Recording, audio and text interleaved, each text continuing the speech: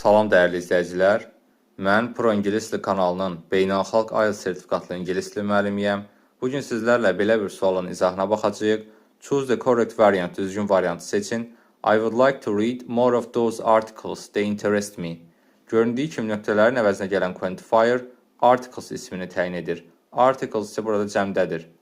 İndi isə variantlara baxsaq, A və D variantlarında qeyd olunan little və a little quantifierlarından sonra həmişə sayıla bilməyən isim gəlir. Lakin articles ismi cəmdədir. Deməli, A və D variantlarını çıxırıq. B və C variantlarında qeyd olunan few və a few quantifierlarından sonra həmişə sayıla bilən cəm isim gəlir. Deməli, bunlar qrammatik cəhətdən düzgündür. Y variantına baxsaq, birinci tərəf boşluq, ikinci tərəf a lot of. Lakin feildən sonra zərf gəlməlidir. Deməli, a lot of bura düzgün gəlmir. Y variantını çıxırıq. B və C variantlarının ikinci tərəfləri qrammatik cəhətdən düzgün gəlir. Çünki zərf gəlmişdir. They interest me a lot, very much. Onlar məni çox maraqlandırır kimi tərcümə olunur. İndi isə tərcümədən istifadə edib birinci tərəfdə hansı quantifierin olduğunu tapacağıq. I would like to read few ya da a few more of those articles. Əgər həmin məqalələr məni çox maraqlandırırsa, deməli mən onlardan daha çox oxumaq istərdim.